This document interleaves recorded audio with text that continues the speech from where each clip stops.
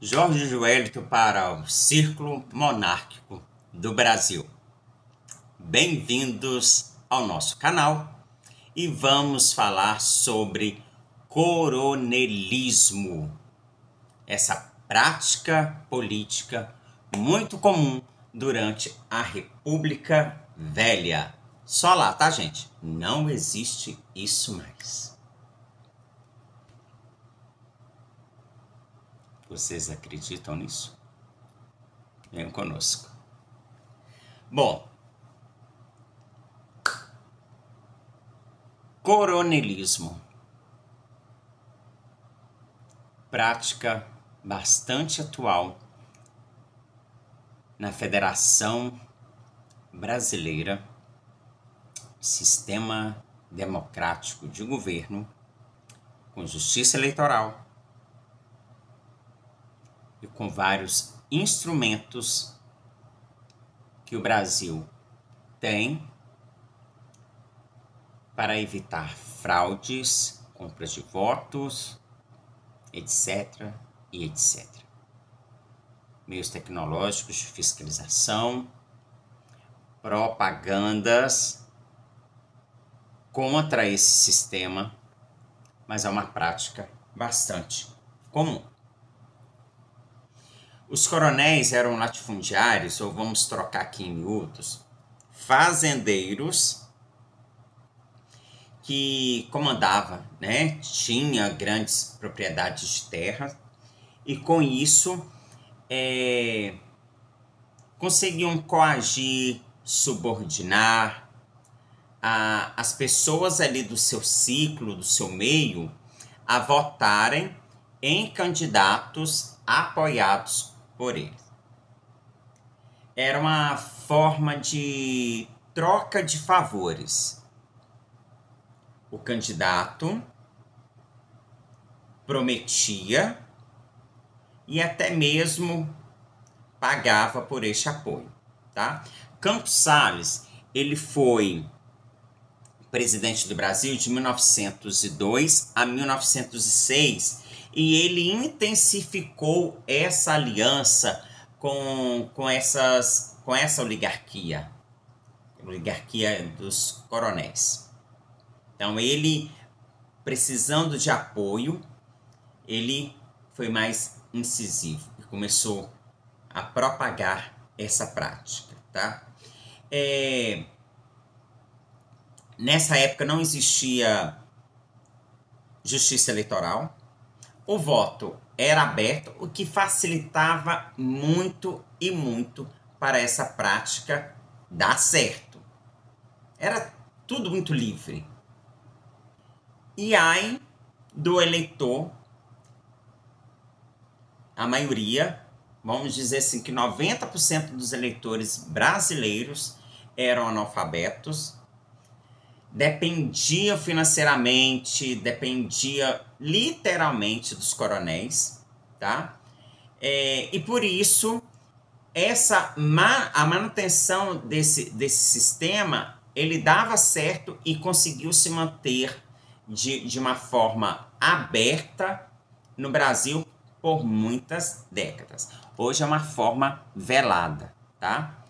Uma forma obscura, né? Contra a lei. Mas então, até então, naquela época, o voto não era secreto, a urna era uma caixinha de madeira, você podia transportar, você poderia queimar, ler o que estava ali dentro. Melhor, nem precisava, porque a pessoa chegava para votar, né? Ó, você tem que votar no fulano de tal. Eu não sei ler. Então você mandava colocar o X aqui. Se você mandar, eu vou colocar. Coloca ali dentro da urna. Os coronéis eram forças, era a força militar também da região, tá? Então nós temos aqui o que vai caracterizar o coronelismo. Essa prática política, tá? Muito comum, ou que perdurou durante toda a Primeira República, ou a República das Oligarquias, ou a República do Café com Leite, tá?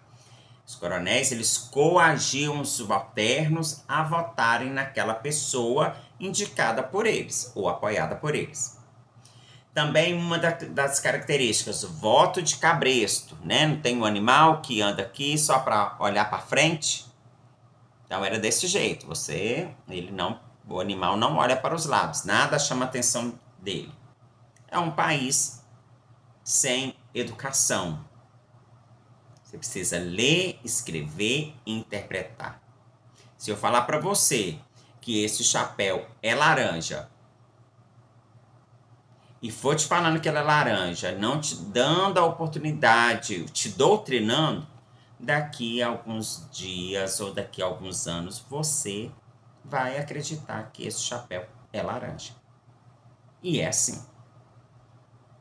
Então você tem que ter a mente liberta para ser um ser crítico e pensante. Então, voto de cabresto, tá? É um símbolo do coronelismo no Brasil, porque isso, o voto aberto ele facilitava a influência dos coronéis no voto dos trabalhadores, dos peões. A figura do coronel, ela surgiu lá no Império, mas tinha a intenção de formar uma guarda nacional para proteger as terras dos estrangeiros de invasões. Então é por isso que foi dado era uma carta que era enviada, uma carta régia, era enviada para os maiores latifundiários. Então era para eles ajudar, montar a Guarda Nacional, porque o Brasil não tinha um contingente grande para fiscalizar, proteger e defender o Brasil, tá? As oligarquias se mantiveram e tomaram um outro caráter durante a República. Isso perdura, né? Até hoje. Mudam-se os nomes, mas ainda tem os coronéis, tá? E mesmo após a justiça eleitoral, novas leis,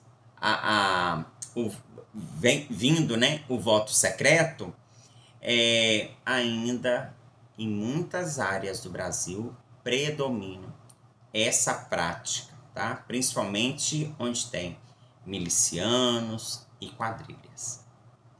Mas isso, gente, foge muito, não fica, né, só as exceções. Só onde tem milicianos e algumas quadrilhas, né, etc. Não.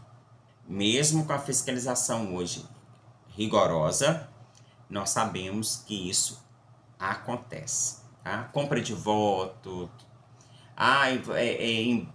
Vou mandar o carro te pegar, o chofer, o ônibus. Não, vou fazer um mutirão aqui de catarata. Não, vou dar dentadura.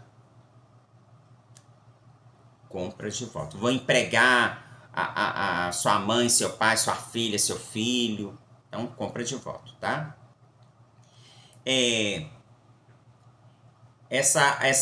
Eles perduraram muito, né, durante as primeiras décadas do século XX, que foi a parte dessa primeira república.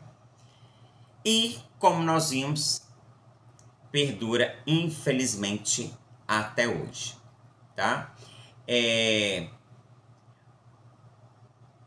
A Justiça Eleitoral, ela foi criada em 1934, com a Constituição de 1934, que instituiu o voto secreto e com ele a Justiça Eleitoral. Mas não pense que mudou muitas coisas, tá? Se até hoje nós temos essa prática, imagine em alguns anos de hoje para trás, como que isso era bem frequente e bem maior. Ainda é comum pessoas comprando e vendendo votos. Acha que o político fulano de tal... Isso é muito comum. As pessoas, por não terem conhecimento, não terem uma educação eficaz, elas acham que os políticos dão de dar. as coisas para os eleitores, ou seja, para a população. Gente, ninguém dá nada para ninguém. Primeiro, a Constituição reza que o salário mínimo ele tem que suprir as suas necessidades. Saúde, né? O salário mínimo ele tem que cobrir isso, promover a saúde, o bem-estar, vestimentas, né? O vestuário, lazer, moradia, educação, enfim. A gente sabe que não dá. Alimentação, não dá.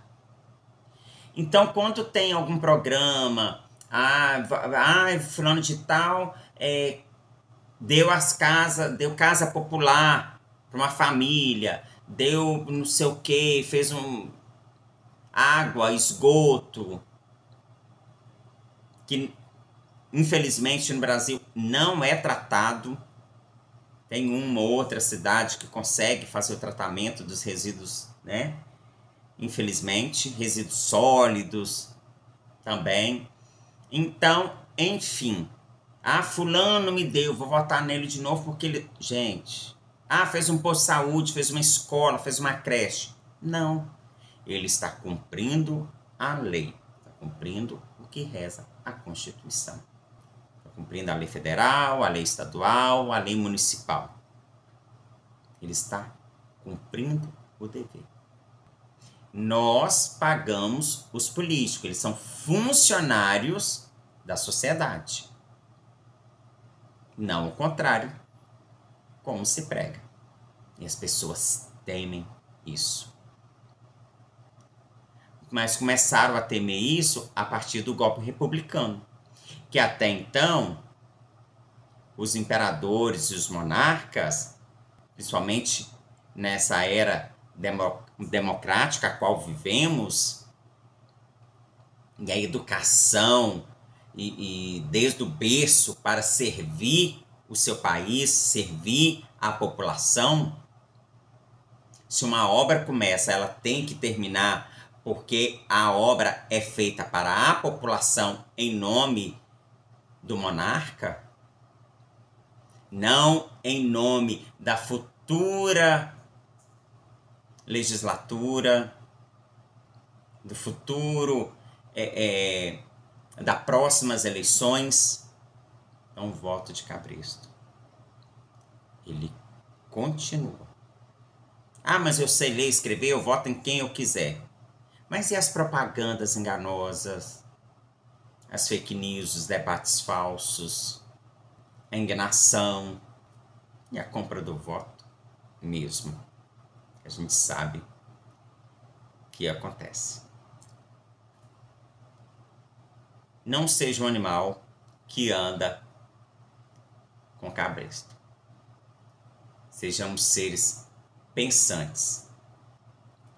Vamos sempre fazer análise do passado com o futuro.